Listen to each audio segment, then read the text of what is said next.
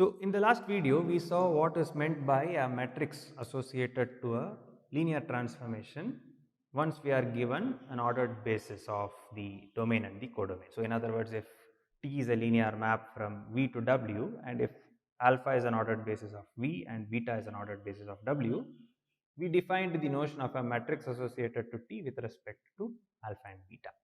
Now we are familiar with matrices. We know that matrices can be added. We can talk about scalar multiplication of a scalar with a matrix. We can also talk about product of matrices. So the goal of this lecture is to explore if something similar can be done with linear transformations, and if something similar can indeed be done, is it compatible or in sync with what we know about matrices, because after all we are able to associate a matrix to a given linear transformation. So let us begin. So let V and W be vector spaces.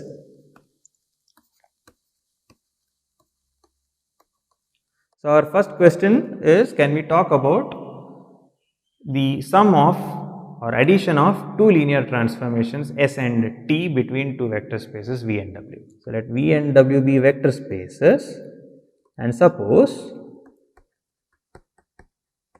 S from V to W and T from V to W are linear transformations.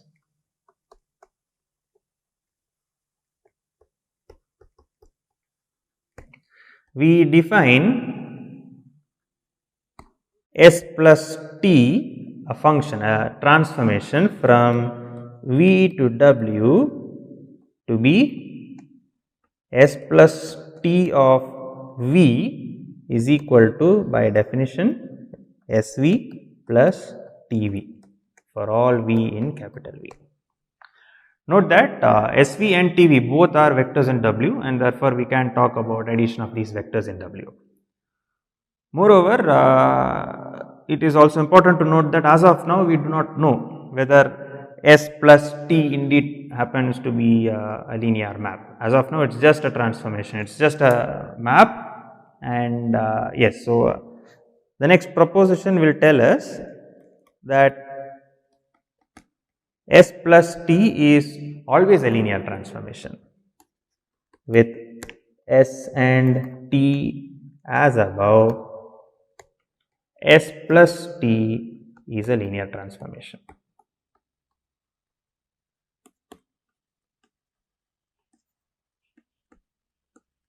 So let us give a quick proof of it. I will just indicate one part of the proof. To check that S plus T is a linear transformation, we need to check that S plus T preserves both the addition and the scalar multiplication. Let us just check the addition part. So for V1 comma V2 in capital V, let us ask what is S plus T of V1 plus V2. We would like to show that S plus T of V1 plus V2 is S plus T of V1 plus S plus T of V2. But this by definition turns out to be S of V1 plus V2 plus T of V1 plus V2, which is equal to SV1 plus SV2 by the linearity of S plus TV1 plus TV2, which by the vector space axioms will be SV1 plus TV1 plus SV2 plus TV2, which is equal to S plus T of V1 plus S plus T of V2. We have just checked that S plus T indeed preserves the additive structure.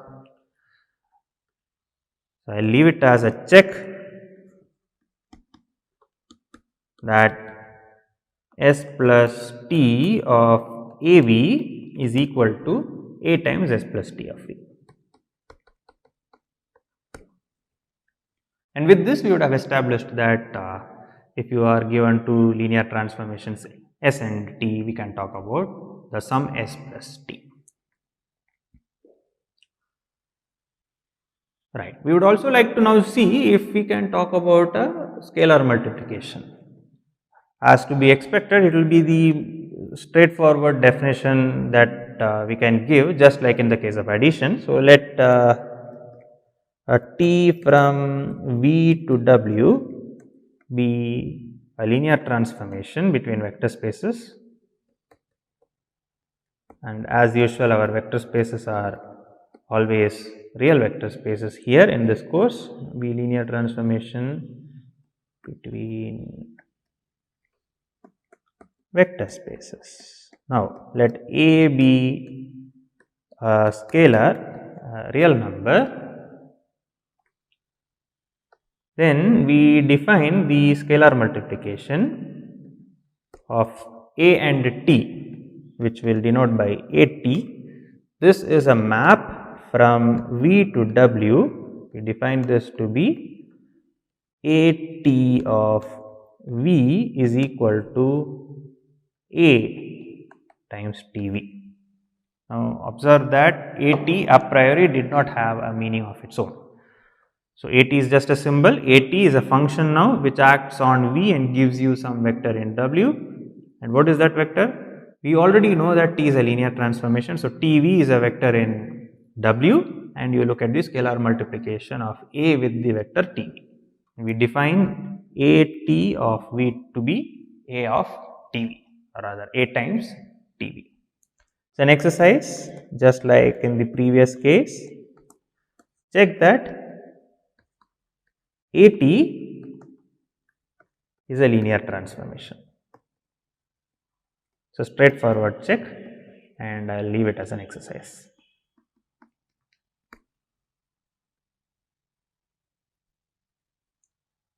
Right. So, let us look at an example.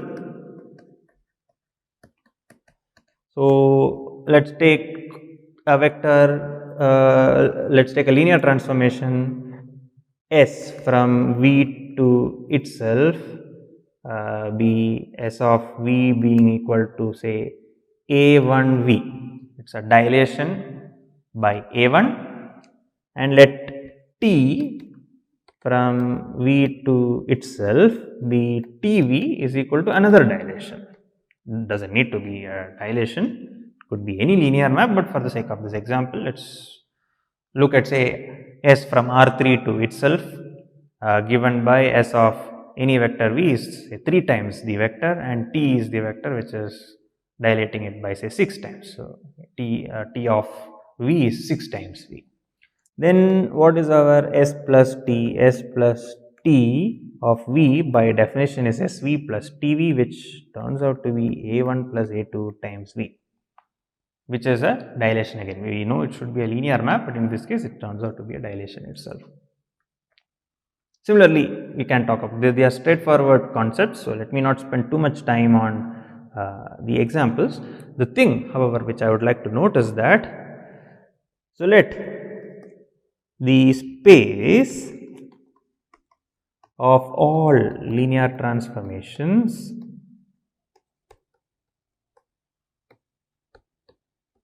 between V and W. Let us denote the space of all linear transformations between V and W be denoted by L of V comma W. Then the first thing to observe is that every linear transformation in particular is a function from V to W. So, hence then L of VW is a subset of the familiar vector space f of V comma W. Recall that f of V comma W is the vector space of all functions from V to W. Here the addition is defined in the most obvious manner. You take f and g here, f plus g of any vector V is fv plus gv, and a constant times f will be exactly like how we defined a minute back. The scalar multiplication of a vector and a scalar and a linear transformation, the way we defined it, exactly similar manner we can define the scalar multiplication fv of w. And we have realized L of V comma W as a subset of this vector space VW.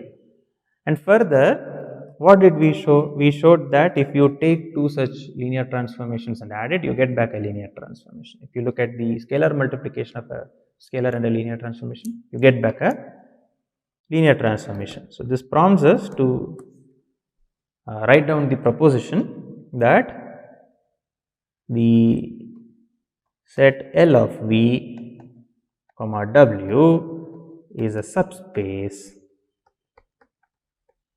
of f of V comma W.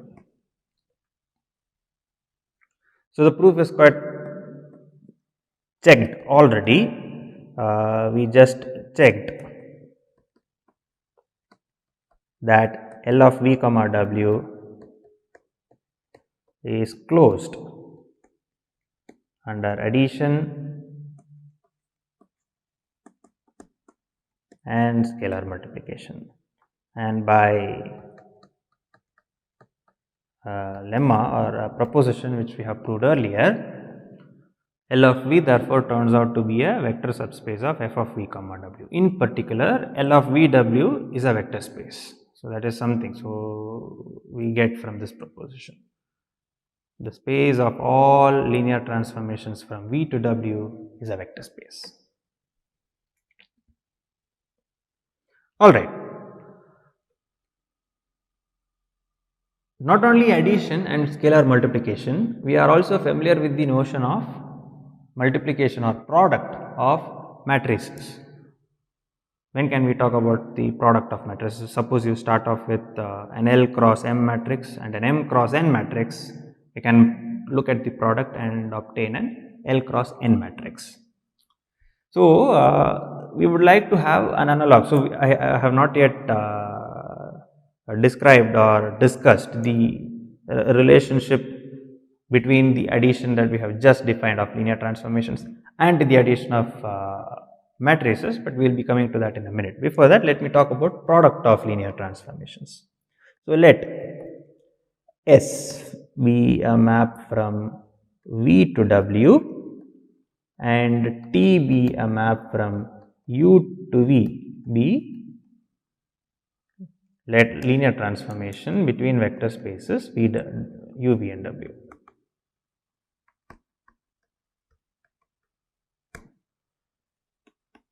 Between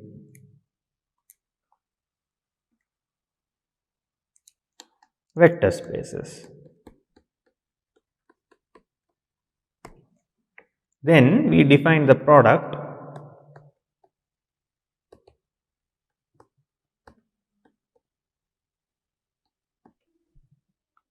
of what? Product of ST, which will be now from U to W to be the usual composition. So, this can also be written, we define the product or composition, the more familiar notion of composition from set theory. This is the same. This is defined to be ST of U, let me not put brackets unnecessarily, U is defined as S of TU for all U in capital U, right. So, this is the usual notion of composition of functions. In our case, we would also like to call it product of linear transformations, the product of linear transformations.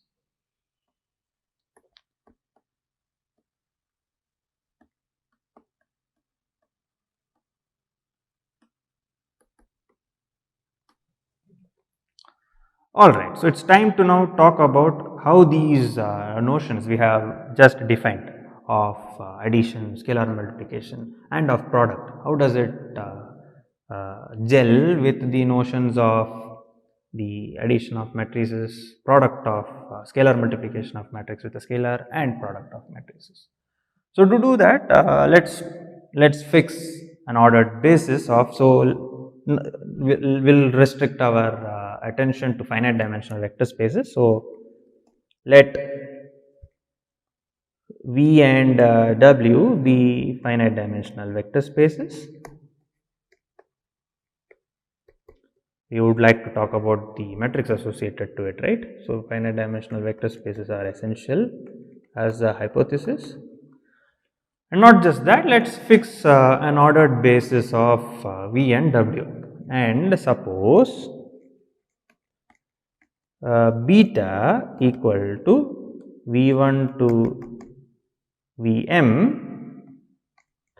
and gamma equal to W1 to Wn. Yeah, note that generally, yeah, we'll keep track of the m and n very carefully. What we have effectively told is that our V is of dimension m and W is of dimension n. Okay, that's what we have just said. So, suppose we start off with two finite dimensional vector spaces V and W, and we fix ordered basis for V and W respectively. Further, let S from V to W and T from V to W be linear transformations. Now, the moment we have a linear transformation from a finite dimensional vector space to another finite dimensional vector space, we can talk about the matrix of the linear transformation once we have fixed the ordered basis, right. So, here we have S and T linear transformations, two linear transformations from V to W. We also know that S plus T is a linear transformation from V to W. Now, we would like to know what is the matrix of S plus T with respect to beta and gamma. Then theorem, okay, let me start off with a statement like this: proposition. This is indeed a proposition, and we will be proving that. Then the matrix of S plus T is actually equal to the matrix of S with respect to beta gamma plus matrix of T with respect to beta gamma. So, let us prove this statement.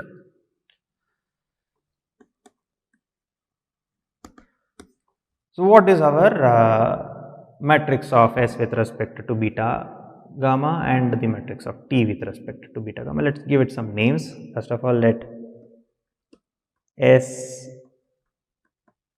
be equal to, say, A11. Remember, this is a linear transformation from an m dimensional vector space into an n dimensional vector space. So, this is going to be A11, A21, AN1, A1m up to ANM. All right, and T beta gamma be equal to B11 to B1m, Bn1 to Bnm.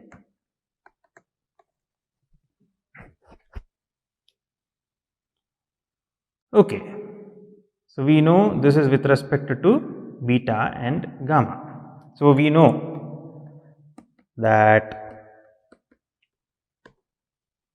T V j is equal to, the jth column will come into the story. So, here we know that then SVJ is equal to, the jth column will come in, that is A1j W1 plus A2j W2 plus dot dot dot AMJ NJWN. There are n basis vectors of W, so n dimensional vector space. Similarly, we get TVJ will be B1JW1 plus dot dot dot BNJWN.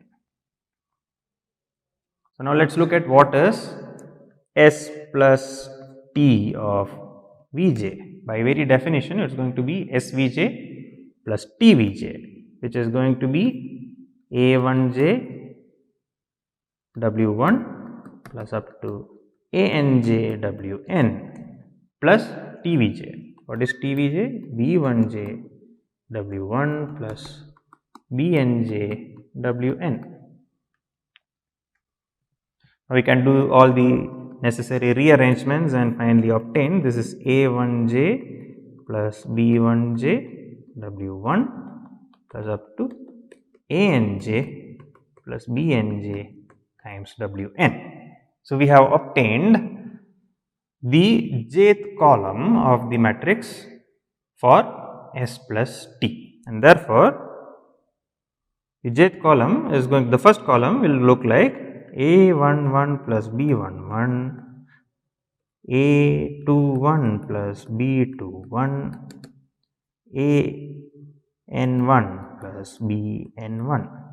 Jth column will be similarly written, and finally the mth column will be A1m plus B1m, ANM plus BNM, which is exactly equal, this matrix is exactly equal to A11, A21 up to AN1, A1m, ANM plus B11 to B1m, BN1 to BNM, which is equal to S beta gamma plus, did I write it wrong?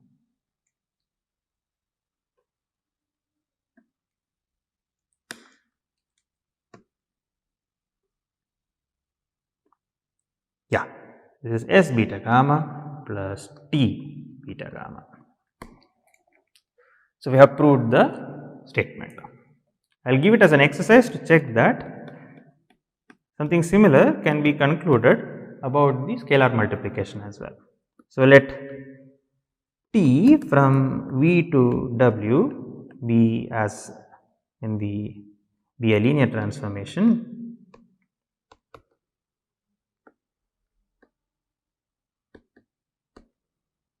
as in the theorem above. Yes, so as in the proposition above.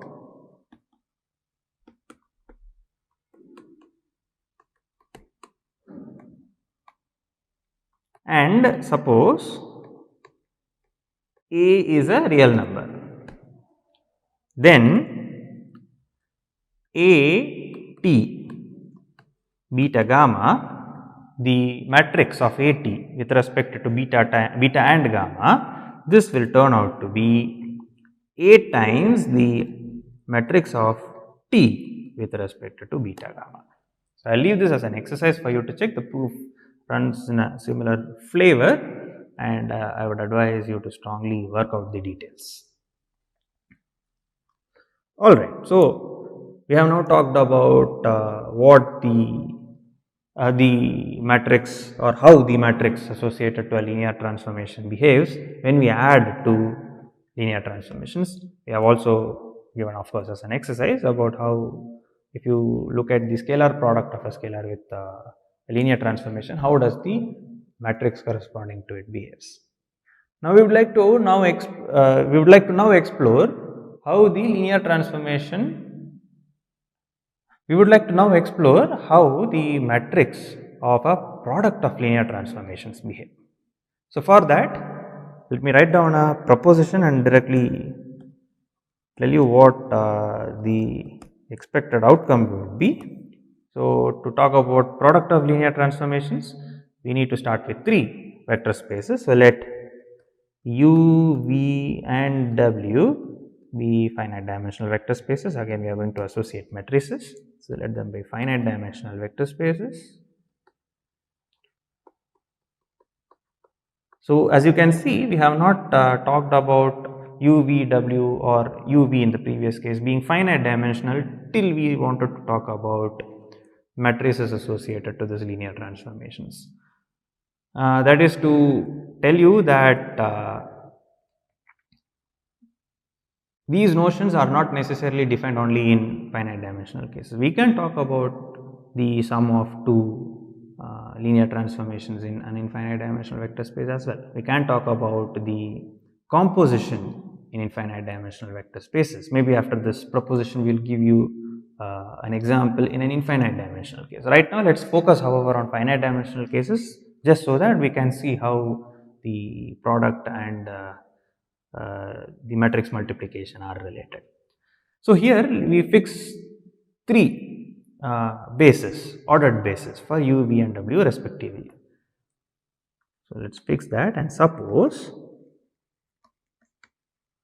alpha, which is equal to say u1 to ul, beta, which is equal to v1 to vm, and gamma, which is equal to w1 to wn, be ordered bases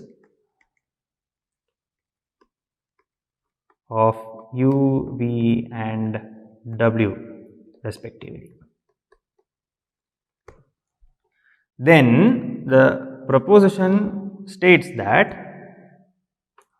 if S from v to w and t from u to v are linear transformations, then in particular there is a matrix associated to both S and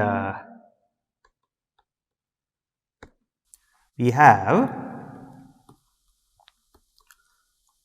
ST. As you can see, this is a linear transformation which we have already checked, or have we checked?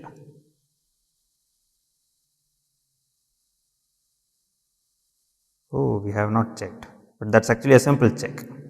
So, I would just like to give an exercise here. Prove that ST is a linear transformation.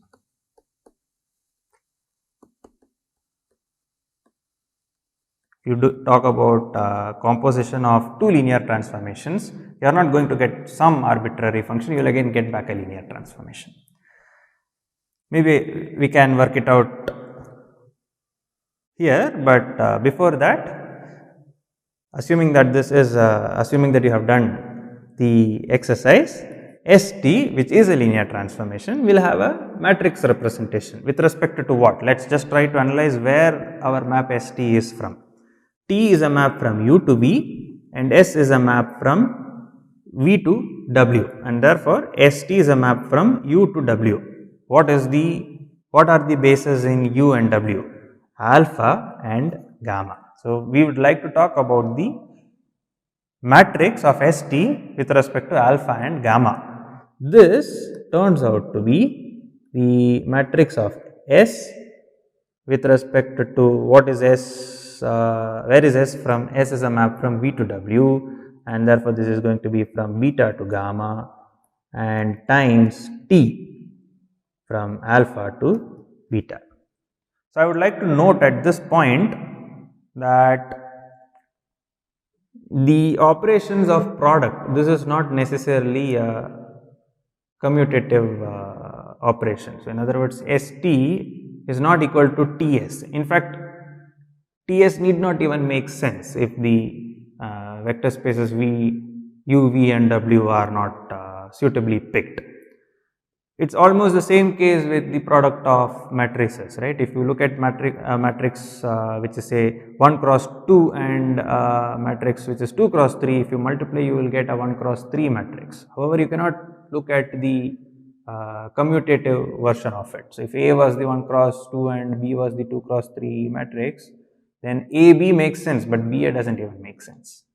So, that goes here. So, the product of S and T is in this order. So, before we go further ahead, I would like to give you an example of the fact that the product ST need not be equal to TS even in the finite dimensional case. Of course, if you already prove this proposition, then we are through. We know that there are matrices which do not commute, and for each matrix we can talk about linear transformation, and therefore we will get hold of linear transformations which do not commute. But before going into all these propositions, let's just give an example to indicate that in the infinite dimensional case also this is not true, and even if the domain is from the linear transformation is from the vector space to itself, even then it doesn't make sense to talk about commutativity. Why? Let's look at an example. So let U be a map from, say, R infinity to itself. Remember, R infinity is the vector space of all sequences x1, x2, x3, infinite sequences. So let's define U of in fact, let me call it something else. Let me call it the left shift. So let me call it L. I hope I'm not going to confuse you. L of, say, x1, x2, dot dot dot. This is the left shift. Let this be defined to be, we have seen this example. This is the linear transformation L that we would like to define. Check that this is a linear transformation. And R be the right shift operator. This time R is not the range, R is the right shift operator, which is defined as 0, x1, x2 and so on. Then check that LR is just the identity map. This is just x1, x2 dot dot dot. And what is RL? You should check that RL of x1, x2 and so on. First, it will do a left shift by throwing out x1, and then it will do a right shift, and therefore you will be ending up with something like 0, x2, x3 and so on, which is not the same as LR of x1, x2 so on if x1 is not equal to 0. Alright, so we have a straightforward example of when two linear transformations don't commute with each other. That's further established by this proposition, which tells that if you have the product of two linear transformations, and if you look at the matrix corresponding to it, it is going to be the corresponding product of the matrices. So let's go ahead and prove this proposition. So proof of the proposition. It's more or less keeping track of the indices that will give us the proof. So let's quickly go through the proof. So recall that alpha is equal to u1 up to ul, beta is equal to v1 to vm, and gamma equal to w1 to wn be the ordered basis of u, v and w respectively.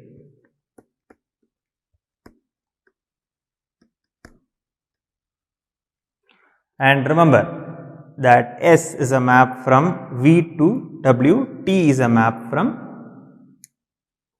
U to V. So let T is a map which is from U to V. So this will be alpha to beta, or rather alpha beta. Let this be given by, let's put it in the matrix notation, A11.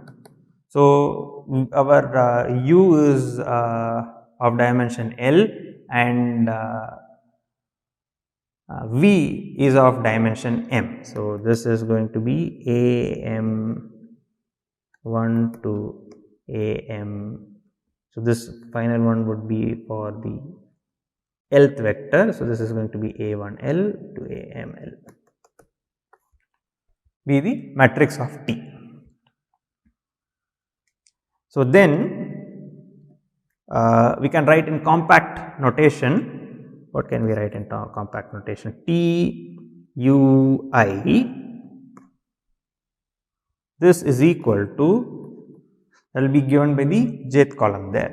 that will be summation, sorry, that will be the ith column there, that will be A J I V J, right? Okay. Similarly, let us give some give the matrix representation of S. Now, S is a map from V to W. V has an ordered basis beta, W has an ordered basis gamma. So, this let it be B11 to B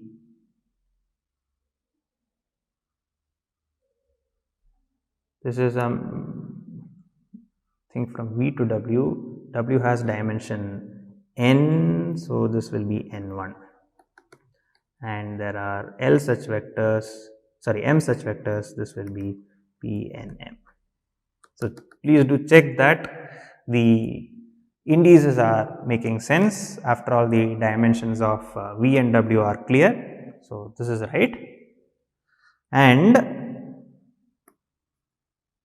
this particular matrix representation tells us that S V j is equal to summation, that will be the jth column, right. The jth column would be B k j W k, where k is going from 1 to n, and here j is going from 1 to m. Alright, so now let us try to see what are we trying to do? We are trying to show that ST, we are trying to show this, we are trying to show that ST alpha gamma is equal to S beta gamma times T alpha beta.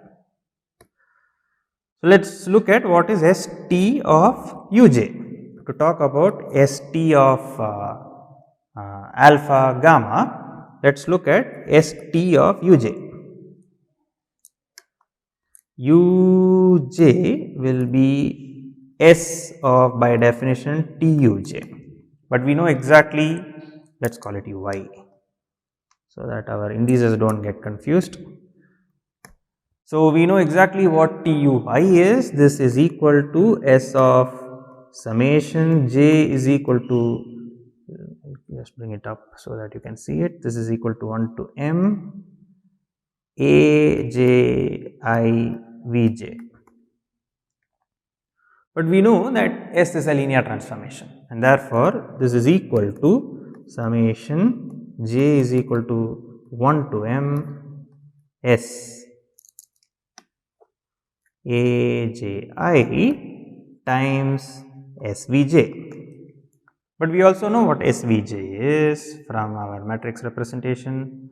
This is nothing but summation j is equal to 1 to m A j I summation k is equal to 1 to n S V j is B k j W k.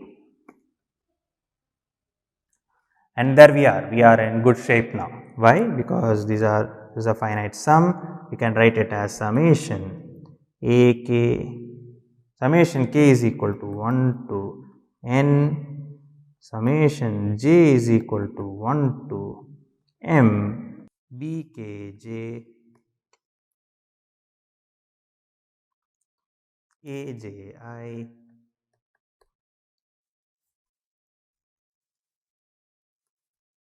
times W k. So, what we will do is we will define C k I to be, let C k I be equal to summation B k j A j I, where j is equal to 1 to n. You should already start seeing the similarities with the matrix multiplication.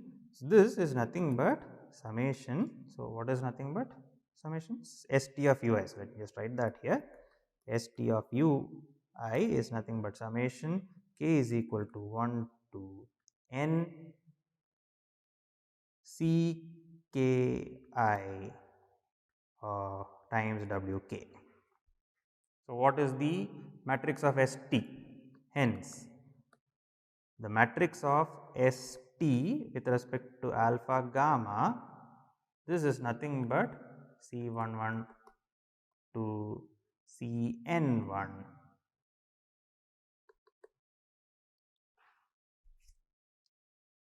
C1L to Cnl. I would like to leave it as an exercise right now to check that